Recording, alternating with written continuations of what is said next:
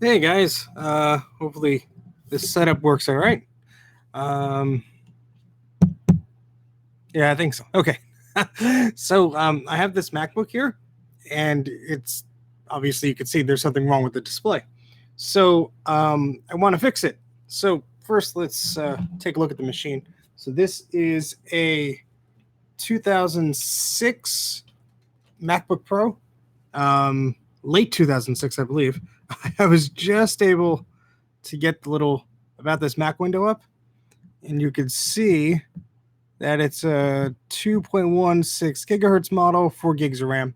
So it's not a bad machine. It's from 2006, Core 2 Duo processor, and yeah, I mean it's old, but I don't know, it's pretty cool. And I picked this up a long time ago, and it had a bad screen, and I thought, oh, eventually I'll get around to fixing it.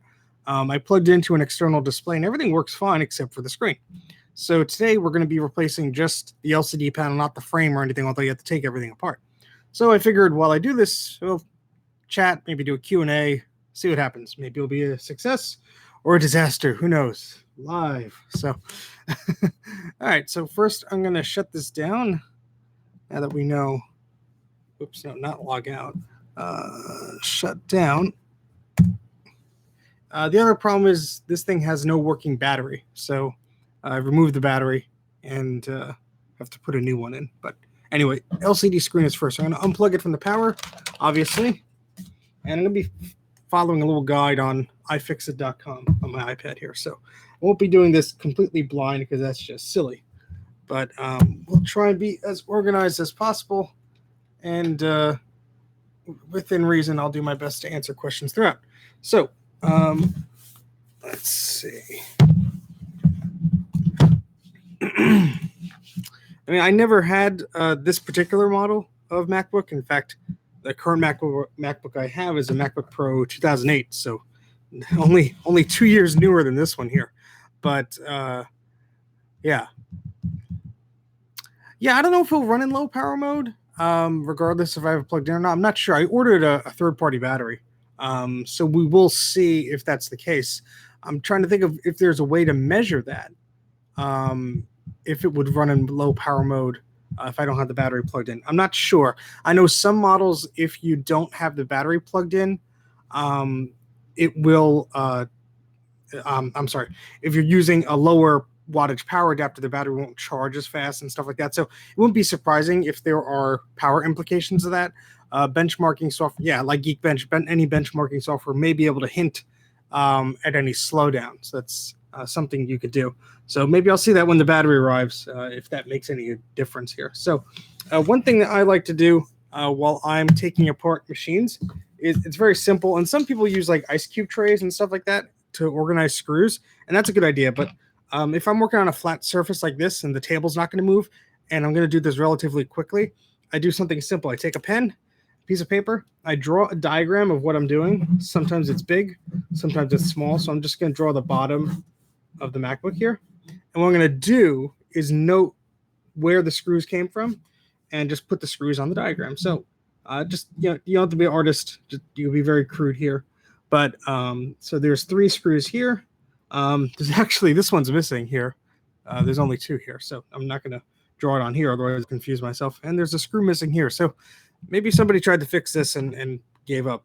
I don't know what I'm getting myself into, but we'll figure it out. So I'm just going to note down, marks where the screws are as I come across them, and we'll go from there. So first, let's see on the instructions. So remove the battery. We don't have to do that. We don't have a battery. And then we remove the Phillips screws from the memory door. Okay. I had this little screwdriver set. Nothing fancy. It's just this cheapo set I got from a department store. I think it was like $6 or $7. It's nothing fancy, but it works. So, well, we'll see if it works to our needs here. But yeah. Okay, so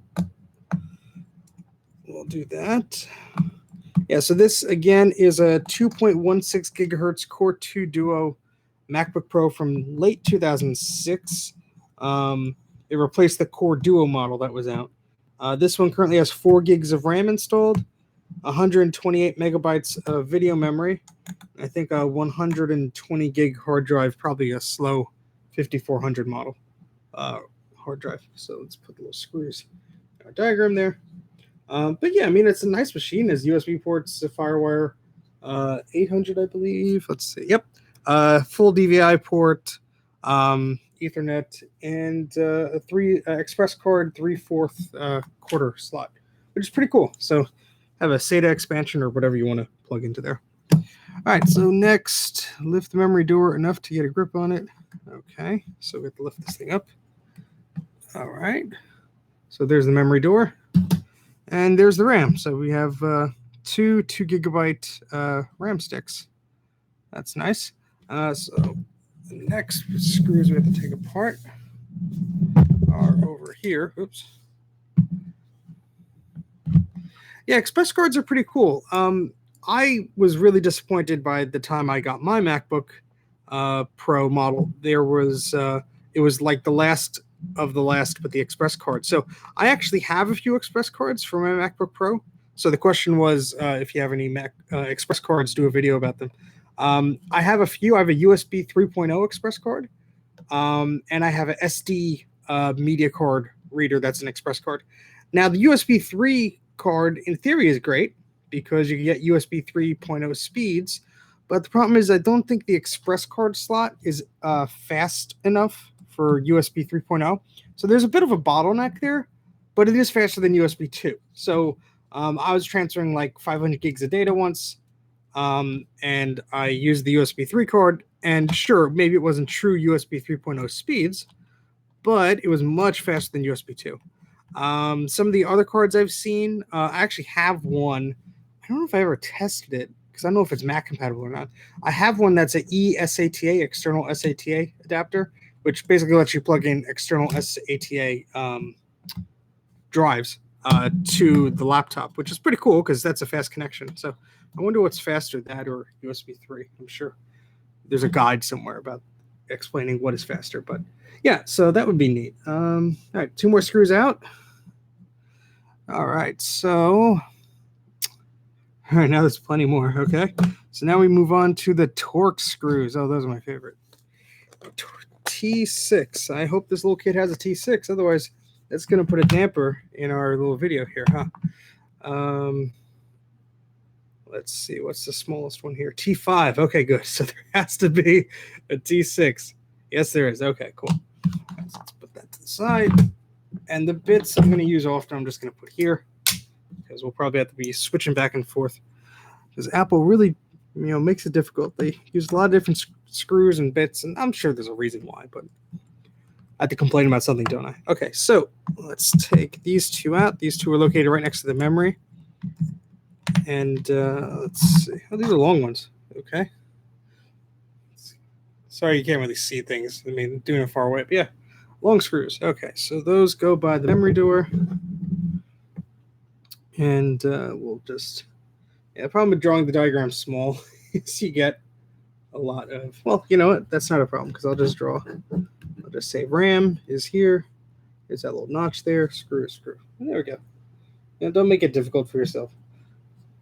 The whole point of the paper is just to make sure you know where you put the screws and where you can put them back.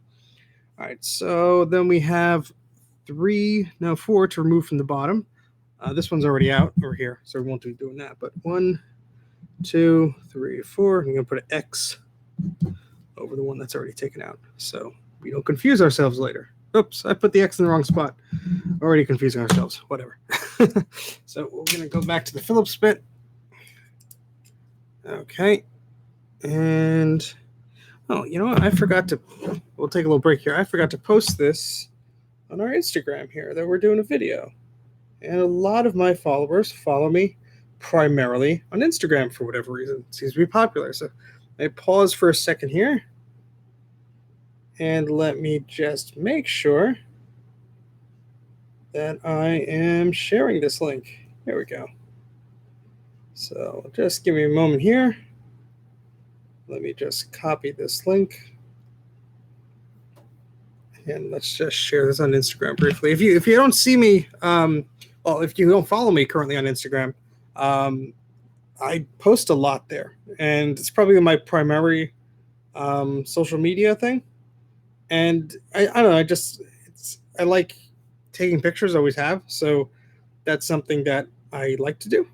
And yeah, so if you want to see some old Mac goodness on Instagram, feel free to check us out there. So let me just post this.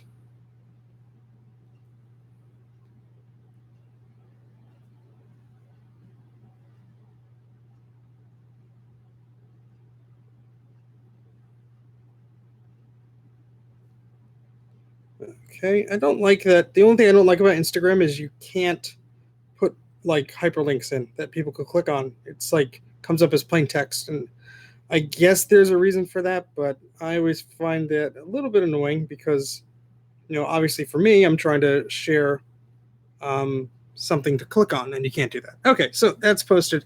We'll leave that alone. Let me plug the phone back in so it does not die on me. Okay, cool. All right, we're back.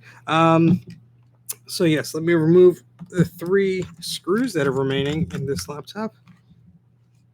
I had a 2006 iMac, which was the first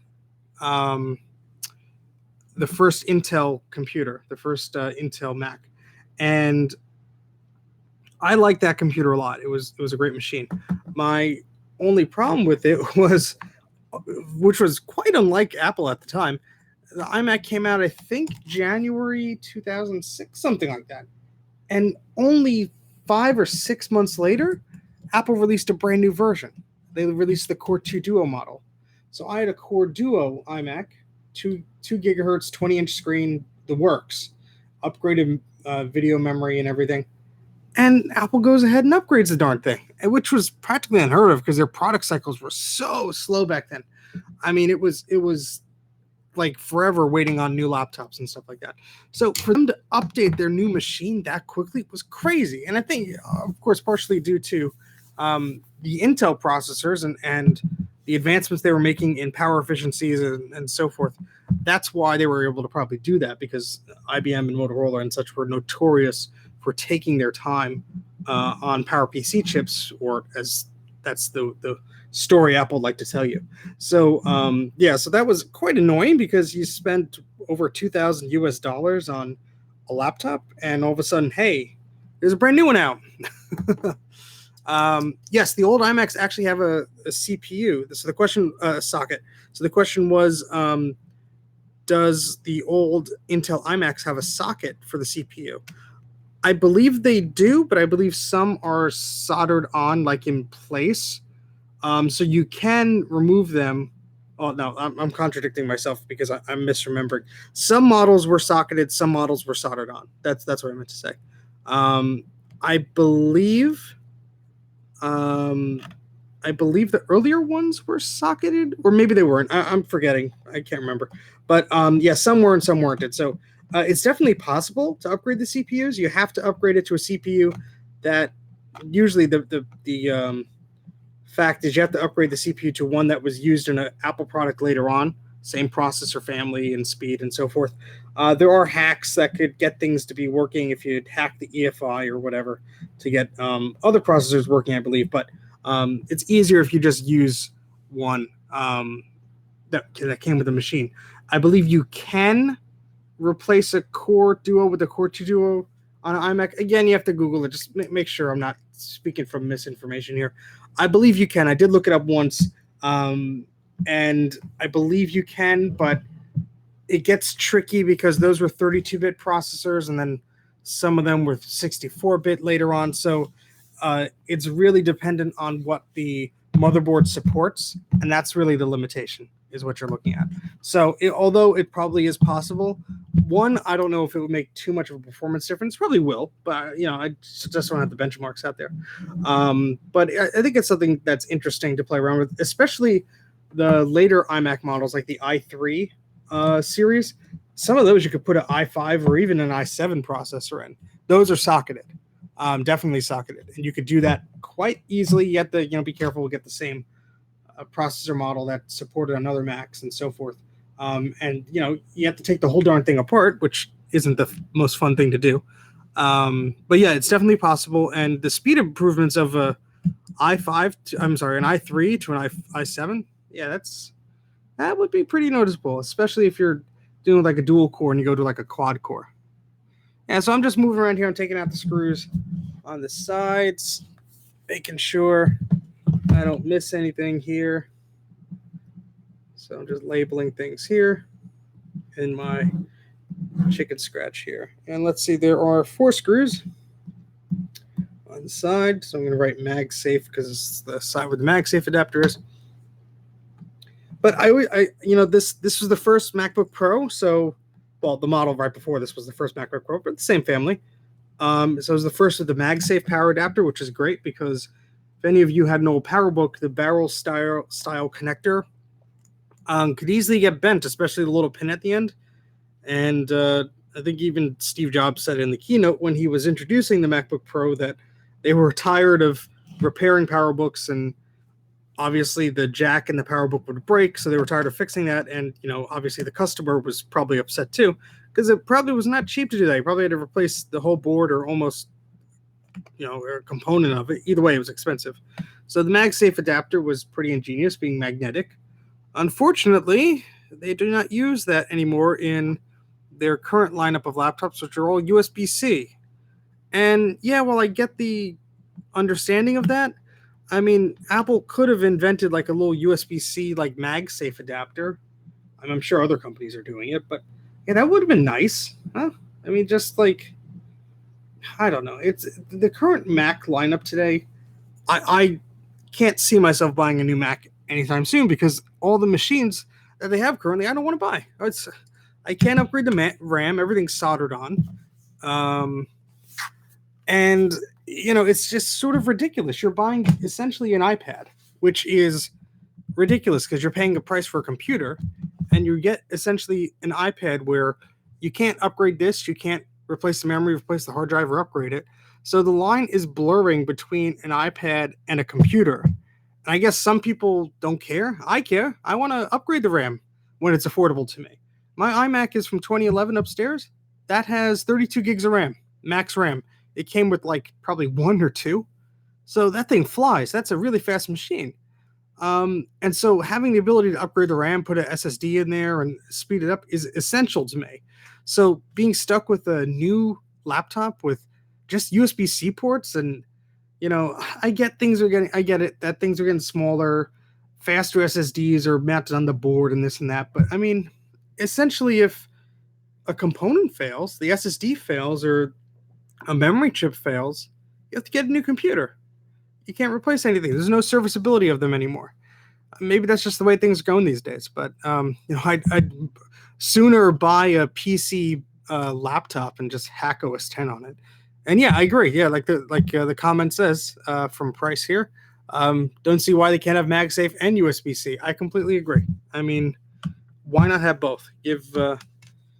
It's one port, and they're obsessed with the thinness of these laptops. I'm just going to get on a rant here probably. They're obsessed with the thinness of these laptops, and I don't know. Give me a better battery, more connectivity over thinness any day. But I'm probably not their demographic, so what do they care? So right now, I should be able to gently lift the side of this laptop up. So you can see, well, you probably can't. Sorry, camera's on a tripod. But I'm just running my fingernail through here and just making sure there's a gap. And eventually this is going to lift up. So with this stuff, especially electronics, take your time. Don't rush. I would never do this if there's a constraint of time, because if you rush, you're going to make a mess. You're going to break something, you're going to screw up. And then you have to order more parts, or something breaks, and that's not fun. That's not enjoyable. So let's see. Do not yank the case up. Lift up the rear of the case and work your fingers along the side. Freeing the case as you go. Okay, so let's follow that. So we'll start in the back and go towards the front. We'll probably have to do multiple passes here, but like the front left here is working well, but everything else on the right side is not. So let's see if we could persuade this to go up a little bit.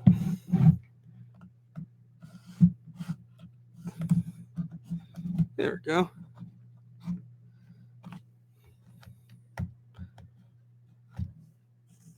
Yeah, so if you're doing a repair, don't rush it. I can tell you from experience, every time I've tried to repair something real quick, I'll just change a battery in the iPhone, or I'll just do this for somebody. It always takes much longer than you think.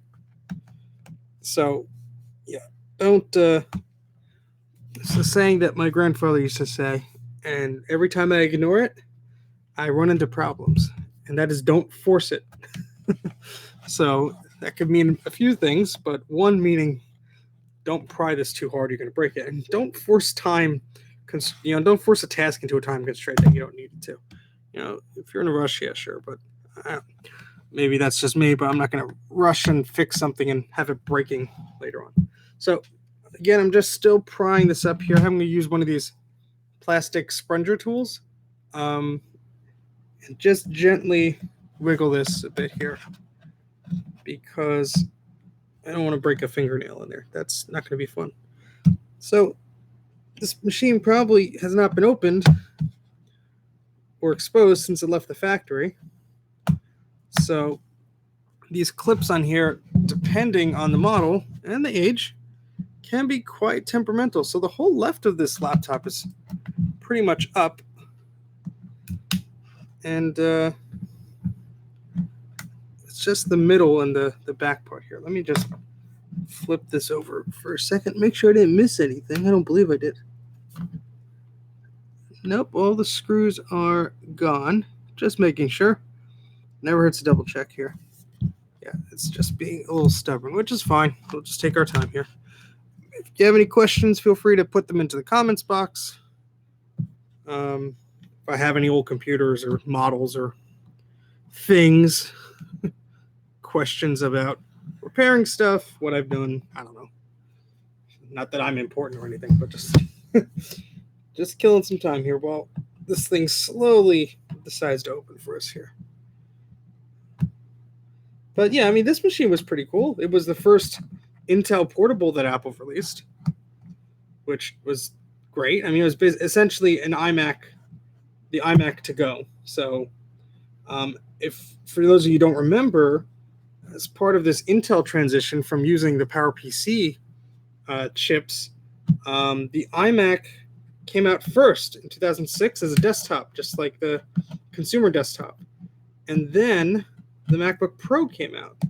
So you had a consumer desktop and then a pro laptop. And Apple's product line was essentially like a cube. Well, it loosely was, and it changed, but essentially it was, two desktops, two laptops, one being a consumer, one being a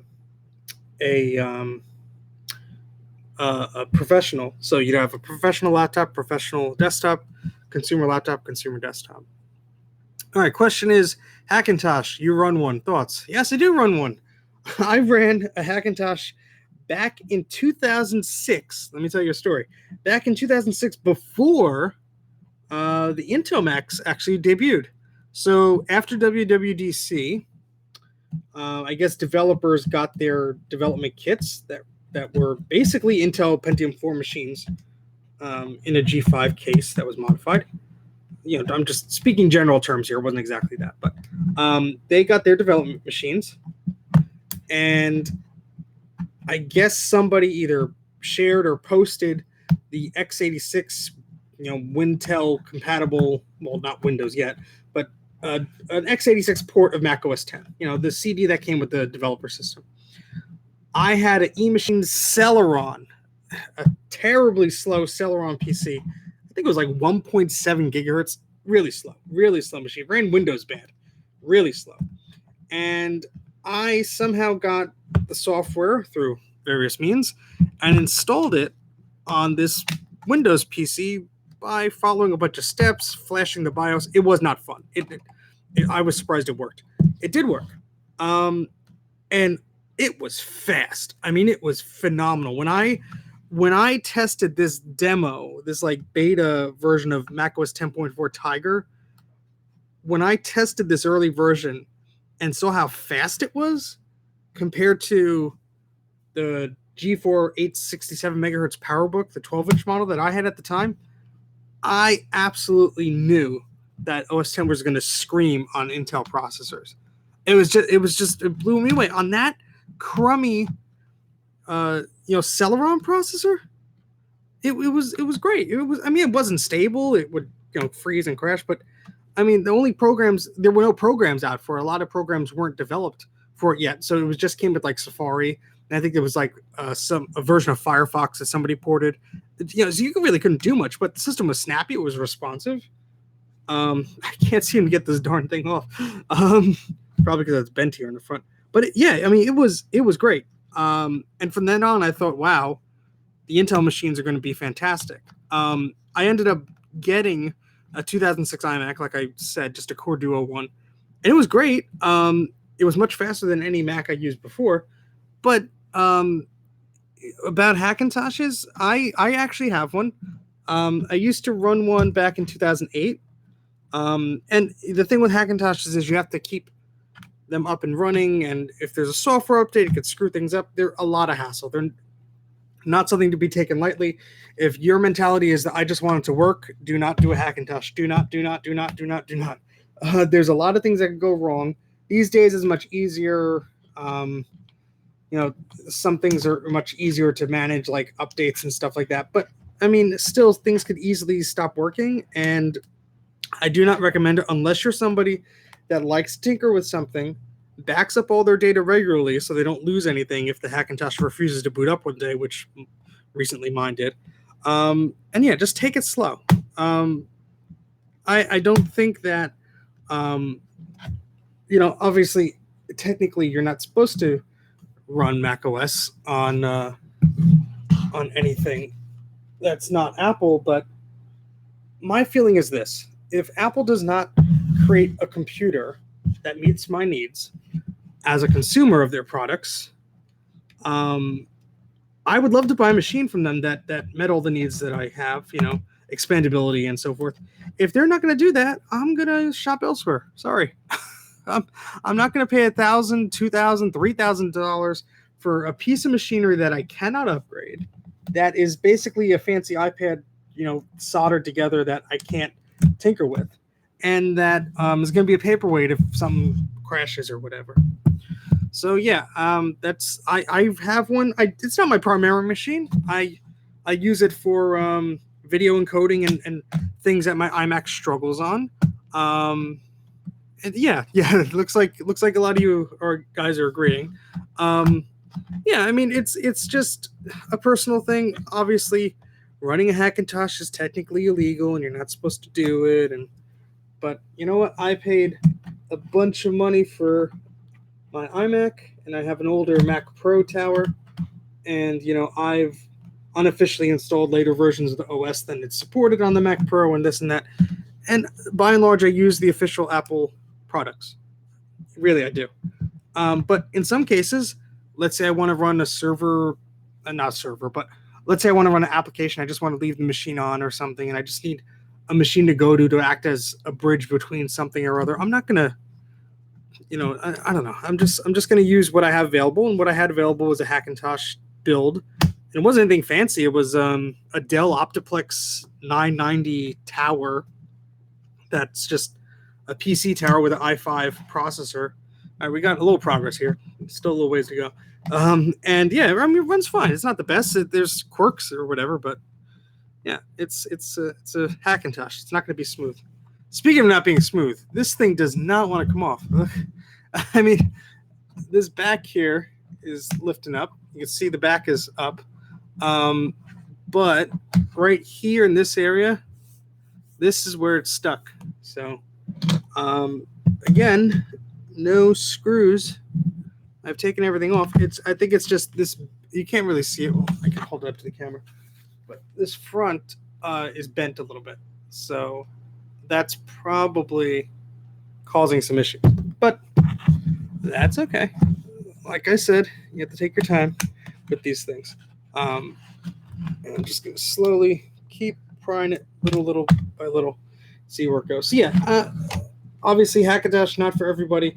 It's a pain to set up initially, but if it's something that you're comfortable with doing and you don't mind putting a lot of time and energy into it, if you already have a PC lying around that's compatible, try it out if you really want to. Another thing, let's see. Yeah, another person in the comments says they don't like any of the newer products. I don't blame you. The iMac Pro is interesting, but $5,000? No, thank you. I mean, yeah, I think you could upgrade the RAM on that one. Whoop-de-doo. And now Apple's supporting all these external video cards and stuff. They should have been supporting this external Thunderbolt stuff years ago. Like, I'm talking about years ago. They should have started supporting that stuff a while ago. They are so slow to adopt to this stuff, and they always have been. The PowerBooks were slow to get USB 2.0. We were slow to get USB 3. iPhones still are locked to USB 2. I'm sure if Apple had their way, when wireless charging gets popular, they'll remove the Lightning port off the bottom of the iPhone, because then they can sell you a wireless charging mat. I'm sure. It's like, I don't know what the company is doing anymore. I still own a little stock in them, very little, but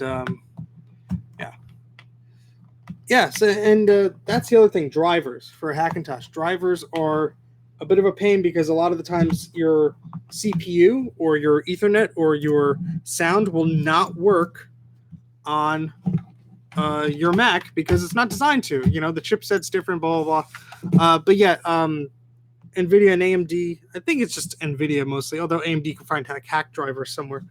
AMD, NVIDIA rather, see, I'm getting mixed up. They actually have some drivers online that are Mac compatible. So even if Apple didn't sell you the graphics card in your MacBook Pro, which was most of the source of the drivers from upgrades of ridiculous prices, you can upgrade or use a different CPU on a Hackintosh. So, geez, this is really stubborn here. I'm wondering if this was dropped at one point, because it is not coming out. Let me scroll back up. Don't think I missed anything. Nope. No secret screws hiding under anything. Not in this model, anyway. Although that's not beyond Apple to hide screws and things. But yeah, I mean, what's your current Macs? What are you guys running? Yeah, I'm not a fan of their newer hardware. Just it's not for me. I mean, I don't have that kind of money to spend on machines that I can't foresee to last me 8 years or longer. You know, I have an iMac from 2011, still works fine. I had a 2006 iMac that worked until 2011. You know. All right, so this guy has a Hackintosh. This guy or girl has a Hackintosh, and a 2012 MacBook Pro as his laptop. Yeah, so that's a good setup. You know, laptops are great, but some tasks I just prefer to use a desktop for, a bigger screen and so forth. Oh, duh, I'm an idiot. I could just push on the back to push this up. So let me be very careful about doing that, but that might help free this a little bit from the grip that this computer has on itself. And if I screw up, I'll do it live so you can all witness me break this machine. No. That's why I'm going slow. Sorry, it's been probably over a half hour of me fussing with this, but it does not want to come quietly here.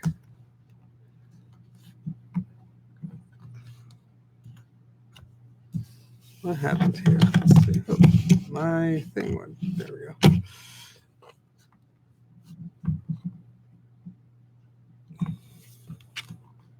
Two G5. So this guy's saying his 2 G5 Power Max, Mac Pro, G3 iMac, PowerPC G4. Nice. Yeah, the old PowerPC stuff is good, and I like it. Yeah, it runs really hot, and some of them are not that quick, but they're fun. I mean, I have more PowerPC stuff than I have Intel, obviously. I have a Mac Mini G4 that sits on a desk in the basement and is running 24/7. One, because it's easier just to leave it running. 2, because I could use that to run OS 9 applications virtually through Classic. And it's a great option because I don't have to boot up a machine and see if something works. I can control it via VNC, and it works pretty well.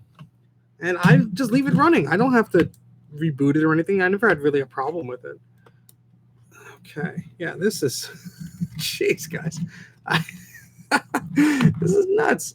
I cannot get this. There we go. It's just somebody must have dropped it on this corner because it's very wedged in, and it is not coming out easily. But we'll get there.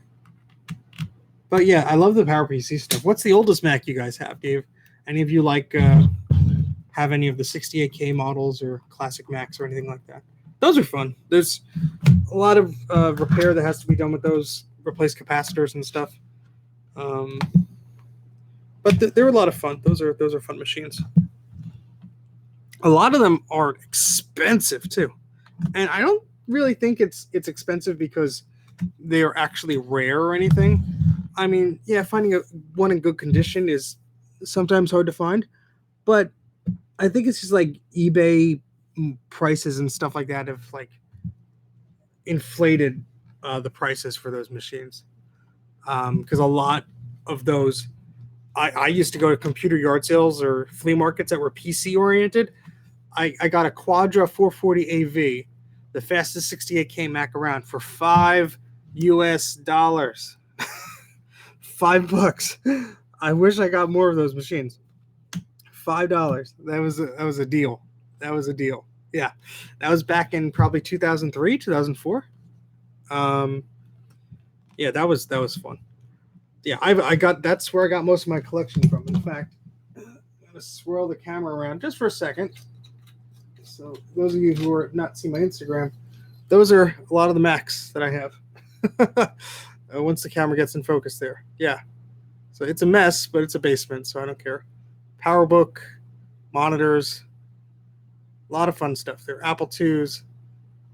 There's a lot of cool stuff there. So a lot of potential to show you guys some more stuff, and so forth. So, but yeah, the old Macs are fun. Macintosh SE, I have one of them. I think it's an 800K model. Jeez. Yeah, see? It's like flopping around. Well, there's always something. That's the thing with old computers. Even the slightly newer ones like this one. There's always something, a history behind it or a quirk, like this not wanting to open, you know.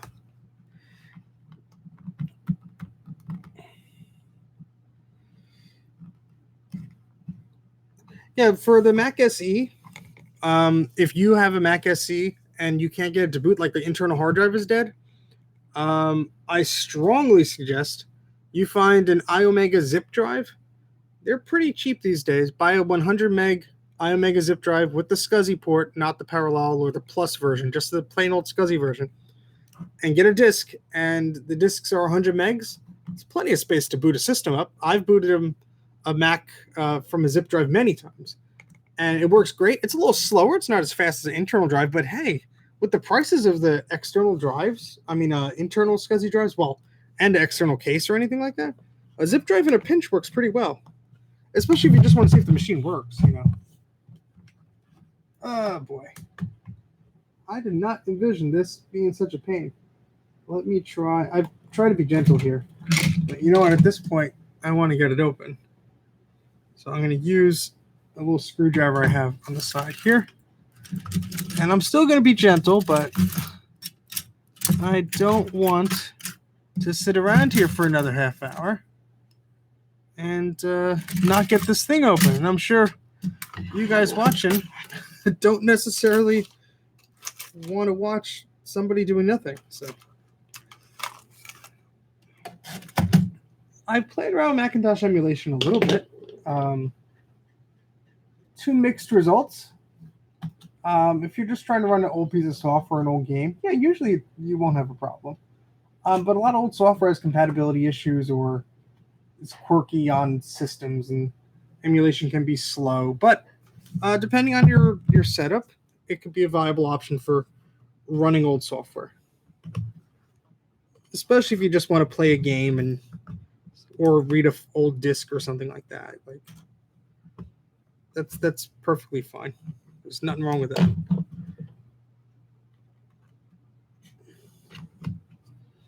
Jeez. Part of my head here, but I'm trying to loosen this the best I can. I'll probably break this stupid little stick, unfortunately, by prying it so much, but I think it's helping, actually. Yeah. Yep, things are moving.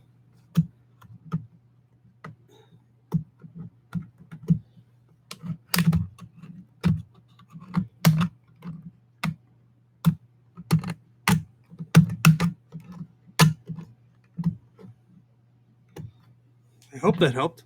It seemed to have moved some things. No, I don't wear a baseball cap all the time. I don't get them free from work or anything. No, I just sometimes I do when I feel like it, or if I have the camera pointed at my head. I don't want you staring at my head the whole time. But all right, there we go.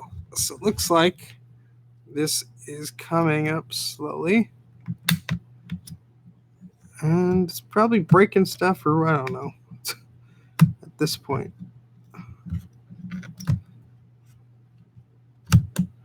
Use one of these because you don't want to use metal on this, although I just did, because it would scuff up the trim of the PowerBook, the MacBook. So I'll be careful with that. Yeah, this is just it's something like it must have fallen on this area because the metal is a bit like weird and stuff here. So yeah, not fun. So yeah, somebody treated this thing bad. I feel bad for this computer. That's why we're giving it a new display. And what am I going to do with it? Who wants to guess what I'm going to use this laptop for once I fix it up?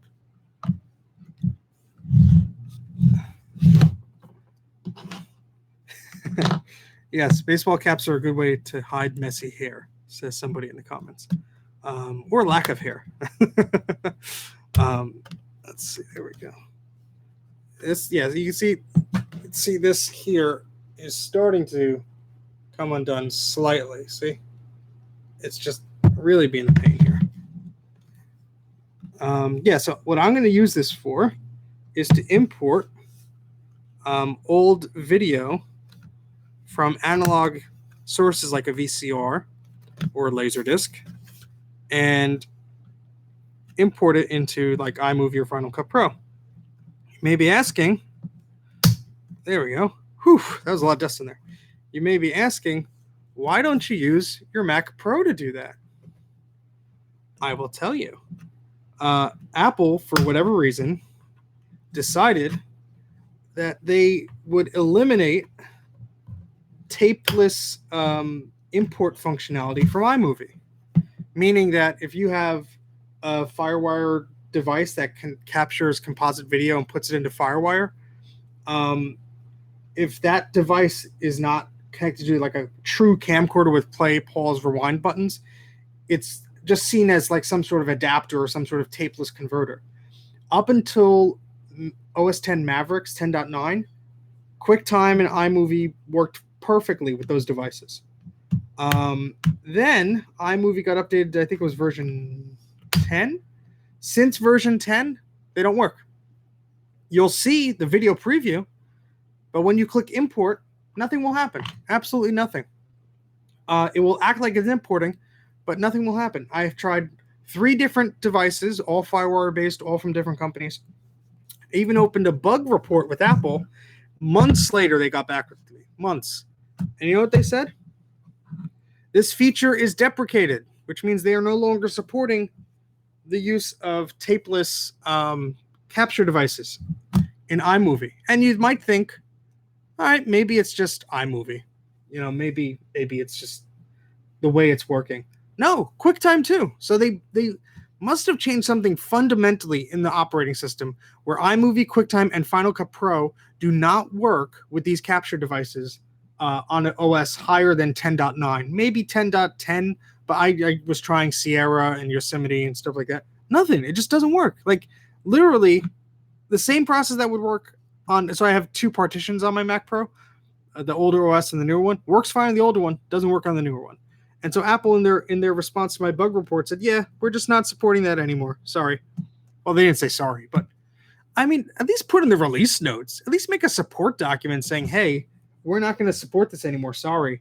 Because I don't know, I must not be the only person that cares about that. Anyway, while we've been yapping, I got this up. See? So you have to do this carefully because there's a ribbon cable here that connects the keyboard and the trackpad to the motherboard. So let me use this little tool guy. I haven't tried DaVinci or Premiere video packages just because I usually use iMovie and stuff like that. I will try, see if they make a difference, if the capture cards work with them. Never hurts. But just that I'm so used to using the other software. I have projects already made in that software. So when I upgraded the OS and that just stopped working, I was like, what the heck? Even did a reinstall the operating system. That didn't help. So that was just really annoying. And I was just like kind of ticked at Apple's response. They weren't even like, oh, yeah, we'll look into this, or, oh, yeah, that's a bug. They were like, no, we're just not going to support that anymore. And the feature's deprecated. And you would not have been able to find out that if you were looking at the release notes or even called support or anything like that, which I did call. It's just it's decided, no, we're not going to support that newer version of iMovie. Tough luck. At least tell somebody. Come on. Then again, all right, so I had to take this little tape off of here, which is holding down this. Then you guys will be able to see much better once I get the keyboard off of here, because there's not a lot that you can see right now. So, okay, all right, so there we go, keyboard and trackpad. Let's move this back here. And you want to take a tour of the MacBook? Sure. Okay. So this is pretty cool. So you could see the MacBook Pro here. So this is the logic board, obviously. Two fans here. Memory controllers, the RAM's here. Hard drive is over here. Optical drive is over here. Wireless cards over here. Various things for the ports and such. So yeah, pretty neat. The processor is located on the other side. Well, can't see it here, but yeah, glad I finally got that thing off. Only took 40 minutes. Ugh. All right, so next we're gonna unplug the wireless card, rather, and I'm gonna take a picture of the method, or just write it down, of which wire goes to which, because it's important. There are 3 cables here, and on the wireless card, the airport card here, and it goes black, gray, and blue. And you want to make sure you have those in the proper order. And sometimes, depending on the machine, depending on the model, they will be in a different order. So even if it's labeled, it doesn't hurt to write that down. Always do that. Always, always, always. Before you remove a cable from a computer or you're diagnosing something, always take a picture. You have a phone or you have a camera, a digital camera, take a photo. It saves you so much grief putting things back together or trying to remember where things was, because after you unplug like 5 wires, like, wait, I thought this went there. Didn't it go there? Huh? Trust me from experience, is from laptops to arcade cabinets, all this stuff. just take a picture. Saves you a lot of trouble. Okay, so we're going to guide this cable out. Basically, this display is going to come up. So I'm going to guide this cable out here. I appreciate you guys being patient with me. Okay, that was some old sticky stuff that was there. All right, that cable's done. Disconnect the EyeSight cable. Okay.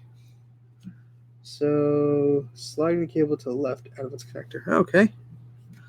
Wow, that is a tiny little cable here. I'm not even going to point it up to the camera because you probably won't be able to see it. It's so tiny.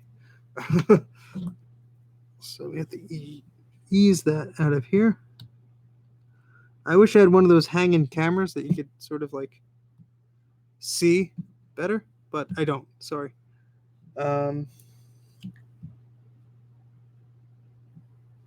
Okay, so there's actually two cables here. So let me peel this tape up. I promise you guys will be able to see something soonish. Okay. Here's this little guy. Yeah, these are very small cables.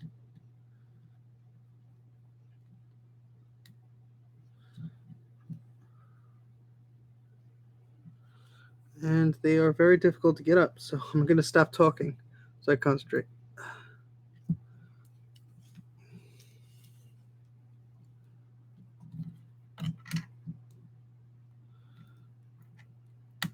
All right, there we go. Got one. Now we have to get this other one here.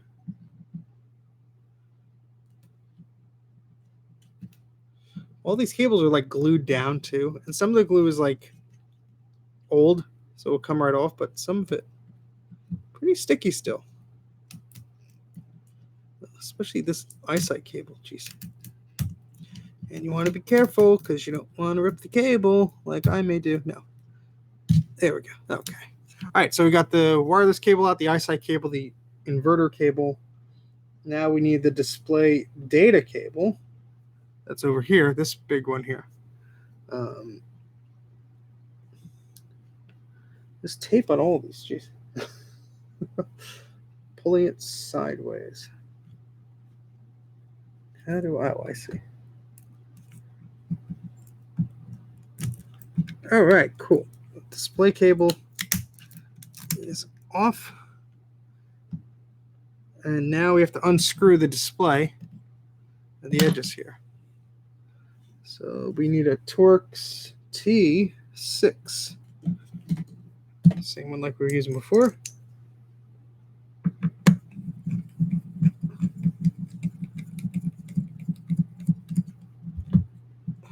It's important to angle the display while you're doing this because those hinges are going to be in the same spot when you put the display back. So you want to just keep that in mind. And I'm just going to say display hinges. Let's see if I did that enough. Nope.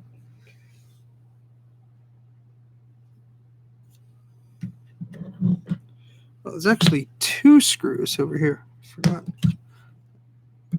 That's sneaky of them.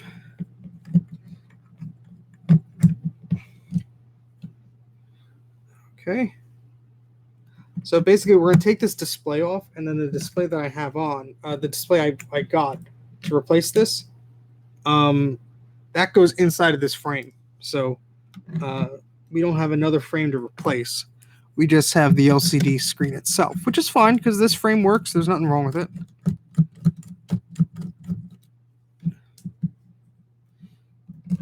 Oops. Okay. Oopsie.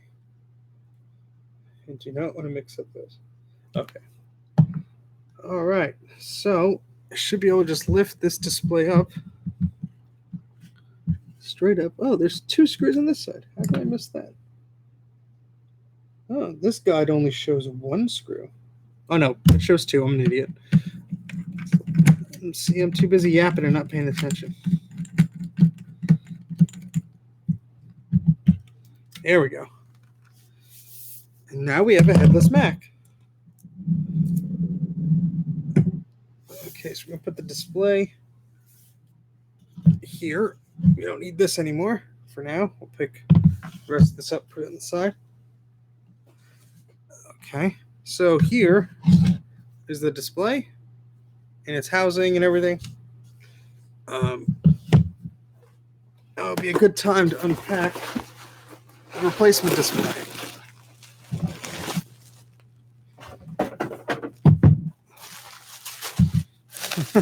I should have checked this beforehand. It could be broken for all I know.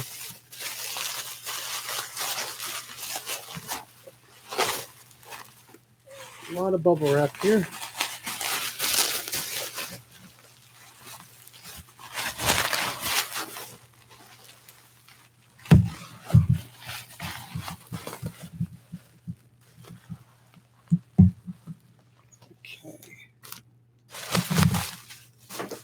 Here's the display.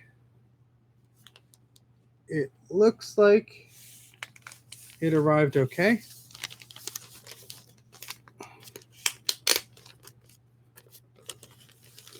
At least I hope it has. Okay, I got scared for a second because it has a plastic cover, and the plastic cover has scratches all over it. But that's what this tape is. It's holding in the cover. Okay, so I'm going to put this aside for a minute because we have to take apart the display to get the insides first. So I think there's 2 screws here. So there's one on this side, and there's one on this side. Of course, I knocked over the screws I was putting over here. Oh boy. That's okay. That's okay. We'll figure that out. Okay, so these are just Phillips screws. Or are they? It's hard to tell. Yeah, they're Phillips screws. So we're just going to remove these screws here. And we're one step closer to putting a brand new non-cracked LCD display on this MacBook, which is good because I like this model. And you use it for video importing, so it's just going to be a dummy machine. But it would be nice if I didn't have to plug in a second display to it whenever I wanted to look at something. So that'll be cool. Okay, this is going to be interesting. Insert flat. Do not insert between the plastic strip and the rear bezel. Okay, so from the front then. So hopefully this doesn't give me a hard time like like the other part of the laptop did.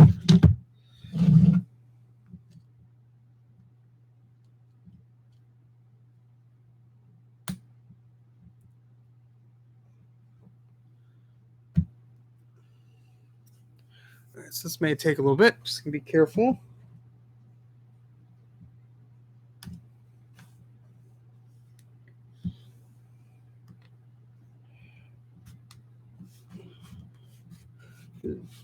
Okay, so let's take our time here.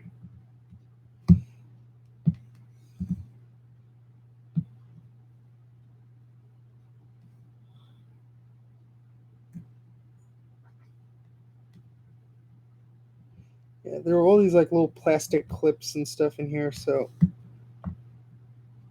getting this separated is not easy. There we go.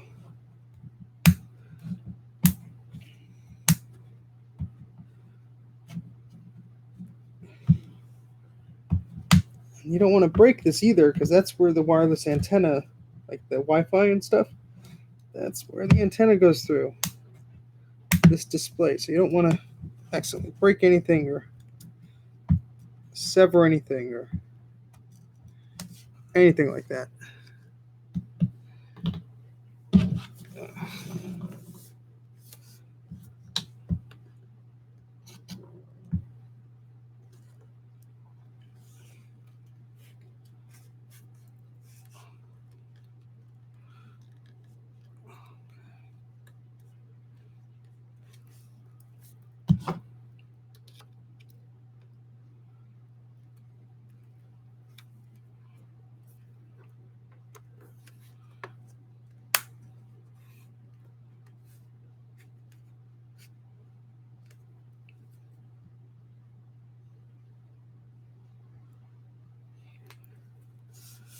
Oh boy.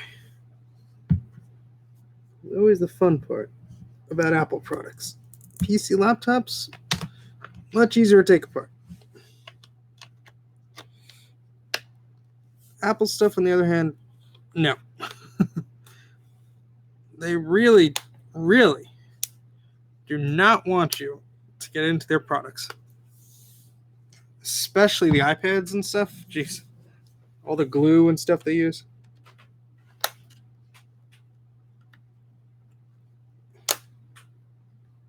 Ugh, I'm breaking the tool I have.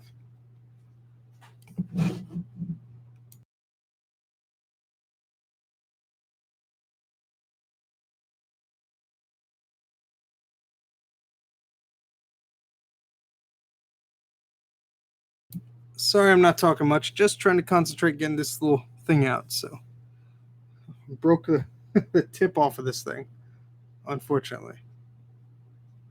You could, the little camera wants to focus here. That would be cool.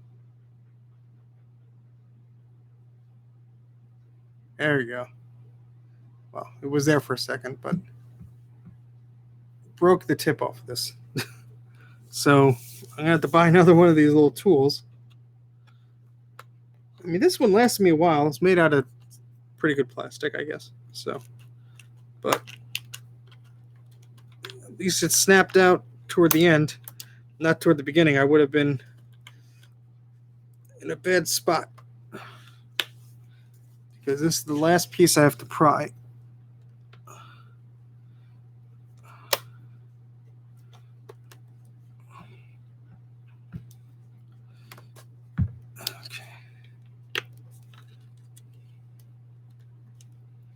Yeah, this is definitely not a fun job, but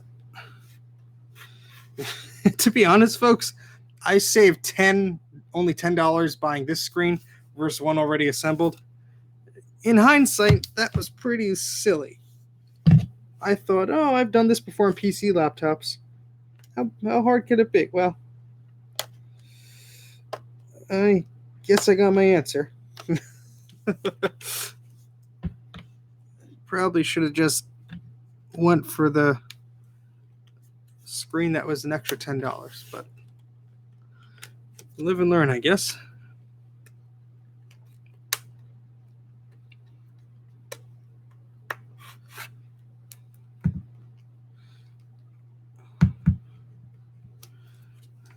Yeah, unfortunately, this sponger tool is at the end of its life and is being very difficult in getting the plastic out of here.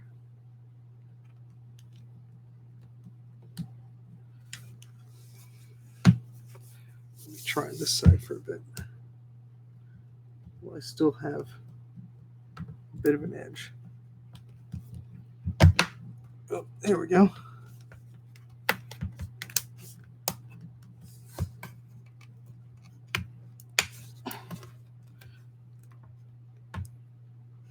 Okay.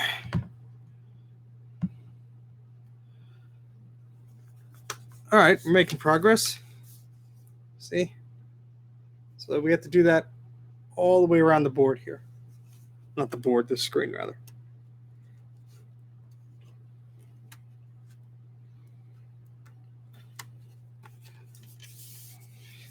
Honestly, without those two screws down there, I think this thing would have still been very hard to get off. So I don't know why Apple put those screws on there. Ah, boy. But we're almost there. Quite frankly, I want to see this thing with a new display and make sure that new display works. And actually, there we go. We could do that before we put it on this frame. That would actually be a smart idea, wouldn't it, folks? Okay, so we got this in two pieces. All right, actually, what I'm going to do, let me put this on the side for a second. I'm going to take the motherboard here. Oh, no, I can't do that. I can't test the screen on here yet because all of the inverter cables and stuff is on this. So we have to do this full swap. Getting ahead of myself here, sorry. All right, so let's put this here. Take this off. Look at this. See why the apple is white? Now it's pink. You know why? That's why the apple's white. That's why it's white. While I have this open, I should modify it. I should put the rainbow on here or something. In fact, I probably will do that. So I will leave this on the side here. But here you can see the workings of the display. So this is the inverter board and all this stuff. All this stuff here that drives the display. So going to go forward here in this guide and finish this up. Okay. So there's a lot of tape here, so I'm just going to carefully remove this tape.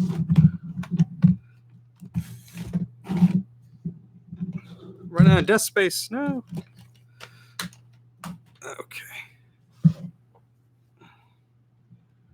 So remove the pieces of tape.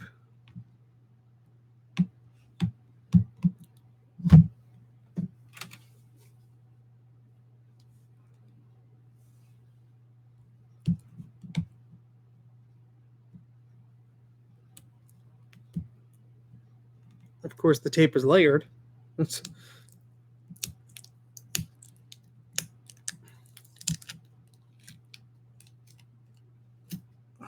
put that to the side. We'll try and reuse that.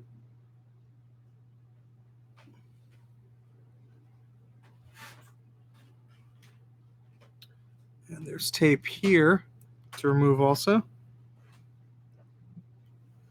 just to help keep that connector there.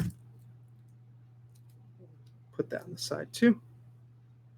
And let's see what else we have to do.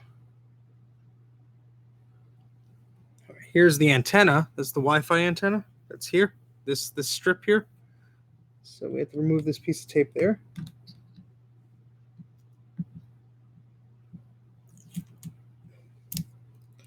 Oh, that kind of worked. Let's just put the wire carefully. There's not a lot of give. Just sneak that tape under the wire. There we go. Okay.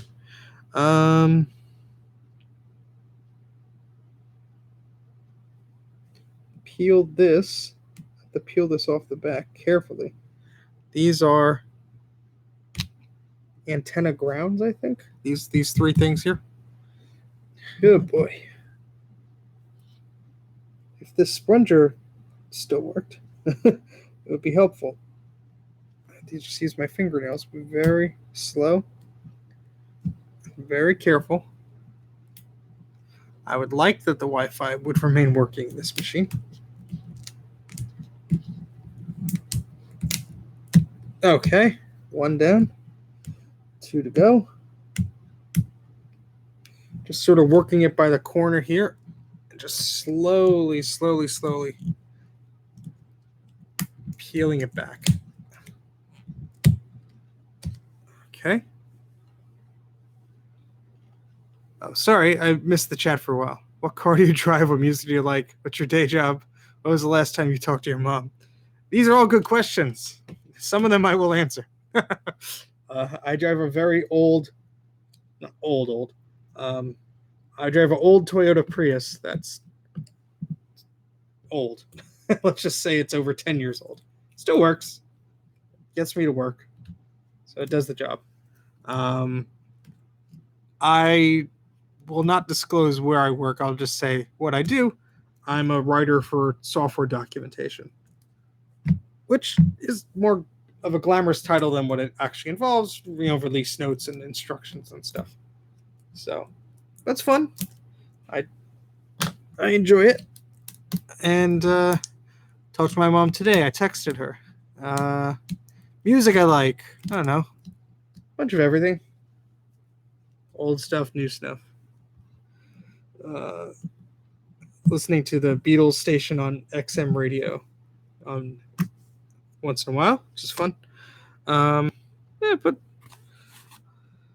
lots of stuff. All right, so back to this thing. Let's unplug. All right, we unplugged this, which is good. This antenna cable I have to peel off carefully. That's at the top here. So let's do that. Oh, no, I'm sorry. This is the camera cable, or what is this? This, I thought, yeah, this is the antenna cable. Oh, no. This is the eyesight camera. Wait, what the hell is this? Eyesight camera. I have no idea where I'm looking at anymore. I have no idea. Apparently, this is supposed to be the camera cable, but the little 3 cables go to the Wi-Fi cable here. So whatever it is, I have to peel it off. So you do that carefully. Okay.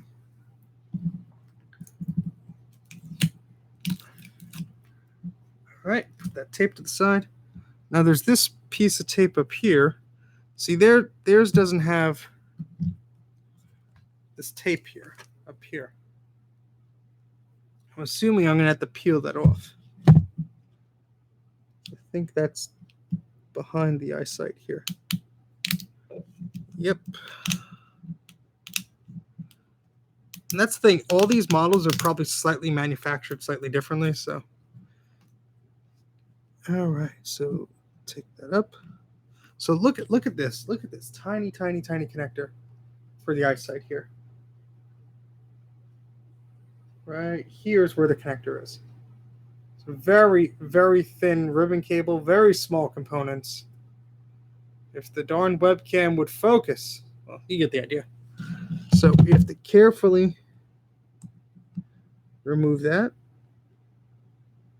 Okay, we did that. Now this ribbon cable is like glued. Of course it's glued. Why wouldn't it be glued? So we have to carefully peel that off. Oh, that was a close one. Okay. Whew, that's done. Now we take these screws off from all sides so the panel is free. So, and these are Phillips screws. Yay. And we have 4 on each side. So I'm going to draw 4 circles. And let's get these out of here.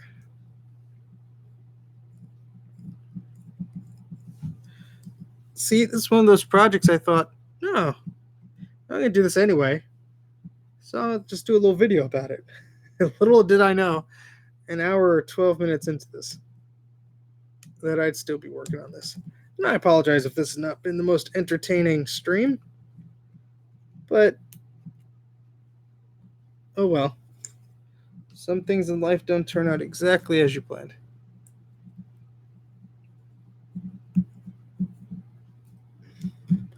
But either way, you get to see this particular MacBook being taken apart.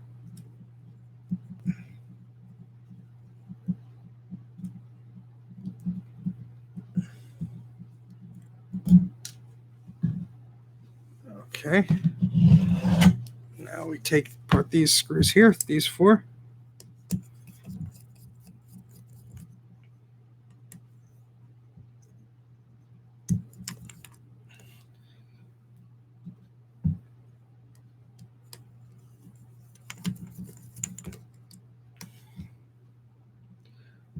It was actually interesting, these laptops, though, that, you know, eventually they switched to the unibody models in, what was it, 2008 or so?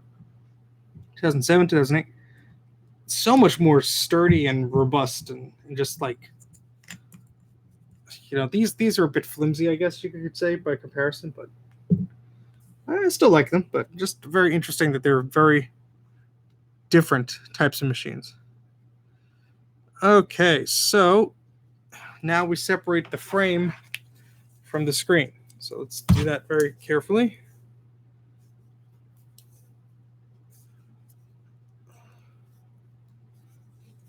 As he says very carefully, he's trying to do it. Let's see.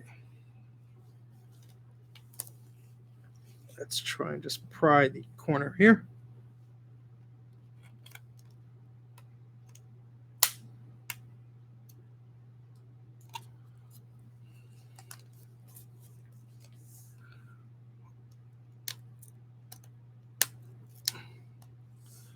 think I got all the screws, yeah. Let's see, 4 on left and right. Yeah, they're just 4. Ah, all right, there's adhesive. Of course there's adhesive. Of course, thank you, Apple. Of course there is adhesive. There we go.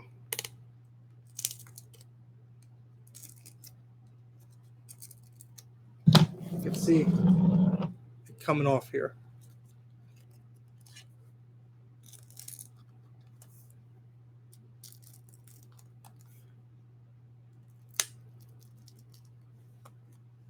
Be very careful. Shit.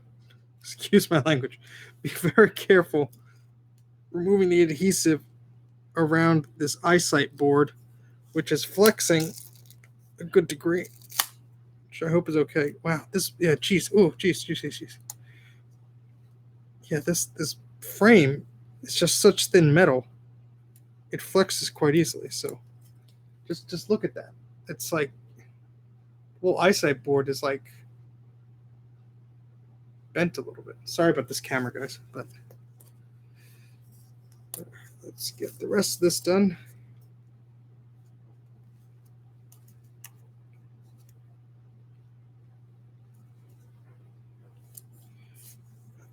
Okay.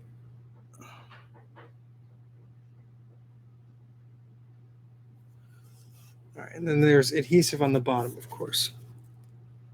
So we have to do the same thing on the bottom.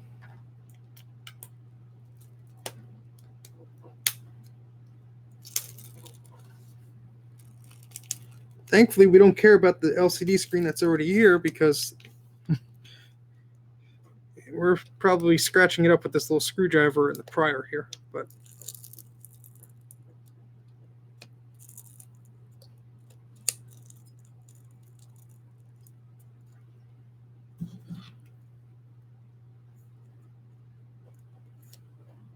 oh, that adhesive is strong.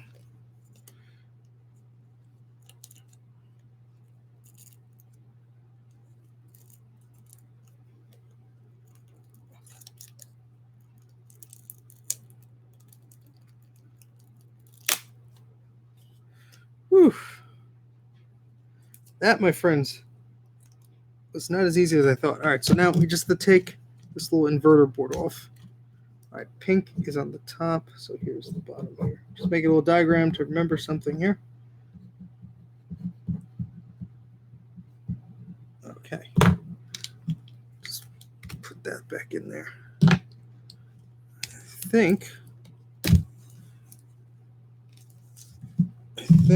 whoopsie, no. Careful now.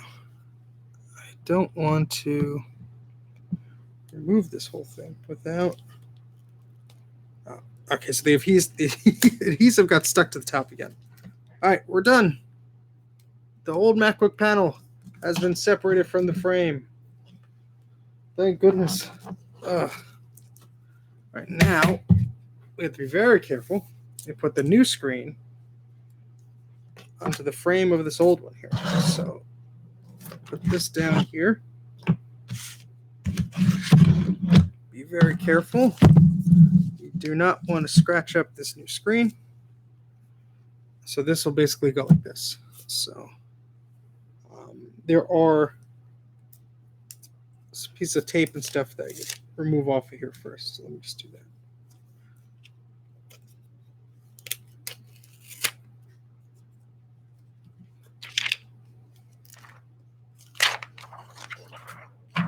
Okay, so this will actually be going like this. The screen looks to be in very, very nice condition. Let's hope we don't screw it up.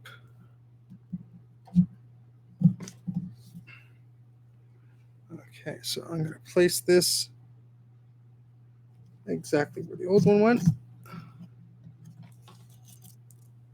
Make sure all the cables are through. A lot of little cables here. Okay, that looks good.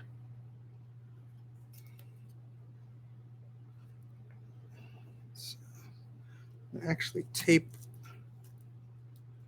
these two cables together, so I don't want them touching the screen.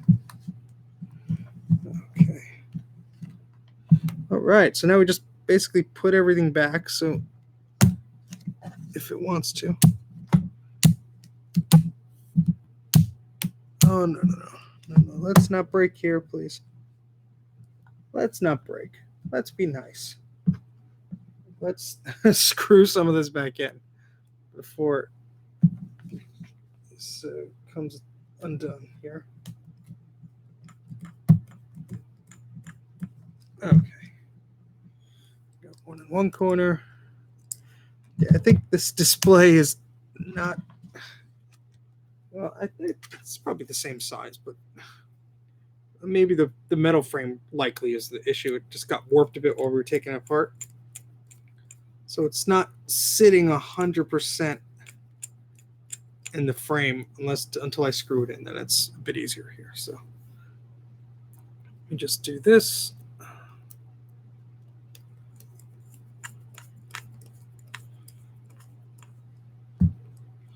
Okay, much better.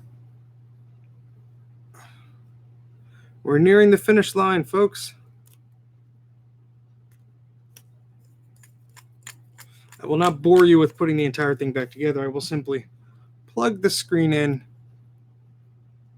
and turn the machine on, because it has been almost an hour and a half already. And even I don't like hearing myself talk for that long. So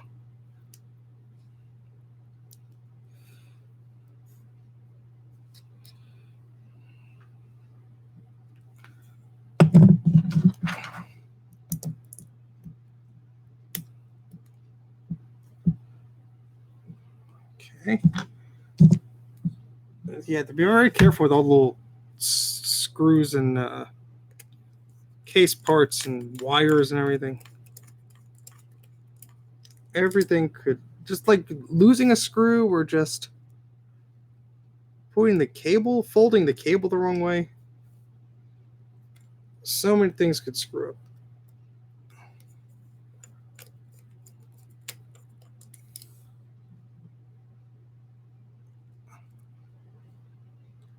So if I didn't plug my Instagram already, I'll do it again. You can find me at Mac84 TV on Instagram. Ah, shoot. Did I just scratch up this screen with the screwdriver? No, I did not. Thank goodness. That would have sucked. So check me out on Instagram. A lot of cool stuff on there. Wow, yeah, the bezel of this screen, it's hard to see. It's sort of like puffed up. So, yeah, I mean, that adhesive to hold the screen down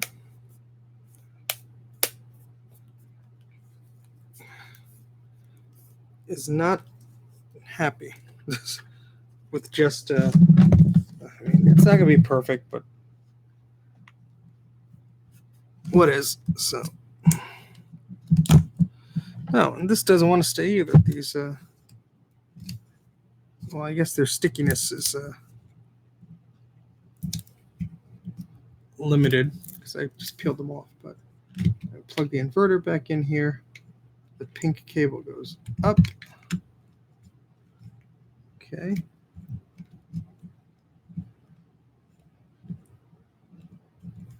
All right. And probably got my fingerprints all over the thing, but eyesight cable goes in here.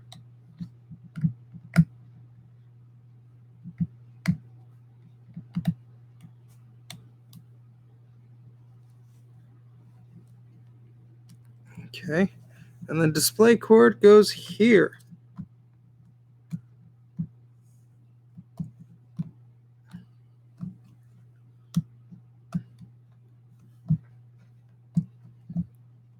So that's basically it.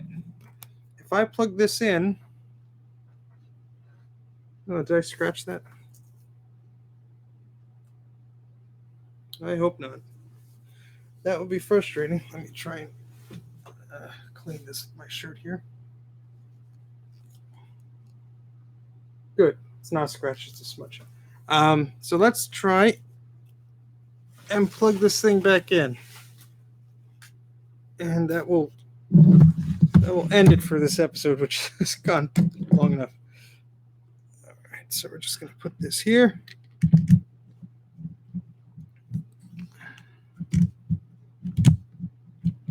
And I'm just going to put one of these screws in, just to keep it from falling off.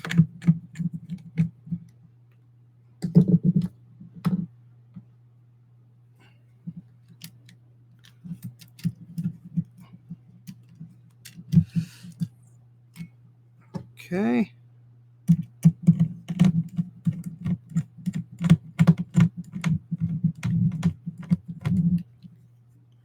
All right, so I'll plug the data cable in. Plug the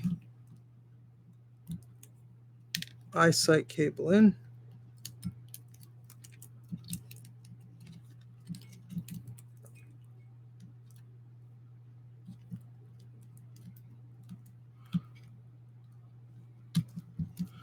Plug the display inverter cable in. And just for fun, we'll plug the Wi-Fi cable in. And actually, Apple labeled it on the board here, the colors. It's very nice of them.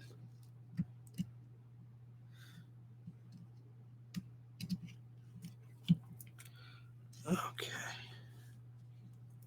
Obviously, you do not want to turn this thing on normally without the case on, because you don't want to screw anything up by touching anything or doing whatever. But in this case, I quite frankly am too lazy to put the thing back together after dealing with this for over an hour and a half. So let's end this and get this final terminal there. All right, plug this in. Well, we need the keyboard to unfortunately we do need the keyboard to turn the thing on, so I'm just going to plug in the cable loosely. Well, not the cable loose. I'm going to plug in the cable and just put the top back on. And we're going to plug into power. If I could find the cable I had. Here we go. All right, moment of truth, guys. Plug this in.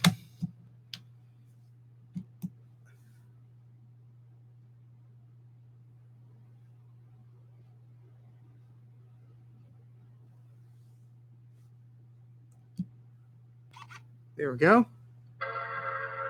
Woohoo! It works. Yay! That took a long time.